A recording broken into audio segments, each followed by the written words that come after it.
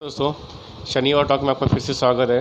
हर बार की तरह इस बार भी हम शनिवार टॉक में किसी नए मुद्दे पे बात करेंगे। आज का जो मुद्दा है corporate FD versus bank FD. अभी नॉर्मली बैंक एफडी के बारे में हम लोग जानते हैं, करते हैं कि बैंक की जो कैपेसिटी है या बैंक की रैंकिंग है, जिसको हम सीधा सीधा बोले उसकी हैसियत है, उस हिसाब से वो आपको ब्याज देती है। जो बहुत छोटी छोटी नई बैंक आई हैं वो अच्छा ब्याज दे रही हैं। वो आप स्टेट बैंक, HDFC बैंक जैसे बड़ी बैंकों में चले जाएंगे तो आपको ब्याज कम मिल रहा है। वो उनकी साख पे डिपेंड करता है। आज हमारे सब बैंकों में एक ही चीज़ है कि आपको 5 लाख तक की आपकी एफडी का प्रिंसिपल अमाउंट प्लस इंटरेस्ट यानी मूलधन और ब्याज दोनों मिला के अगर 5 लाख होते हैं तो वो आपके उसका बीमा हुआ पड़ा है। बस आपको बैंक एफडी में एक यही फ़ायदा है। पर इससे आप जो भी लेंगे इससे ऊपर उस पर कोई भी आपको सुरक्षा जो है बीमा की वो नहीं है। जैसे भी बताया साख यानी रेटिंग्स, हर कंपनी की अपनी बैंक की अपनी रेटिंग, उस हिसाब से वो उसका मार्केट में उसका पकड़ है, उस हिसाब से वो आपको ब्याज दे रही है।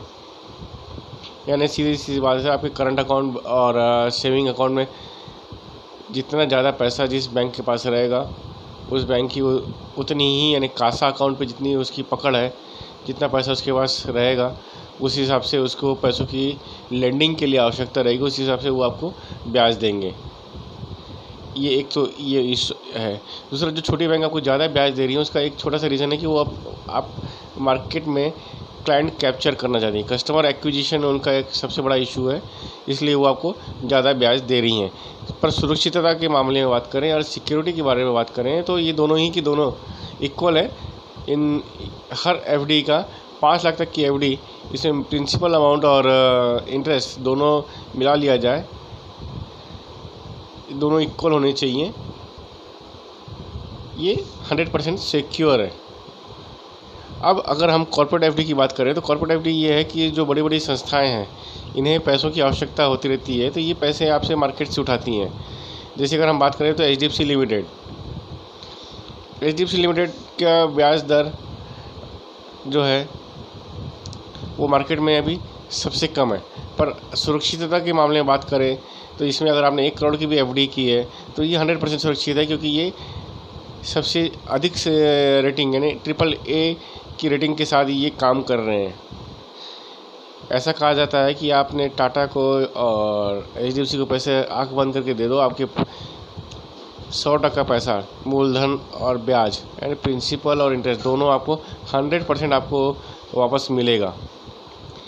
तो कॉर्पोरेट एफडी में सर भी रेटिंग के हिसाब से ही आपको ब्याज मिलते हैं, कौन सी कैसी कंपनी है।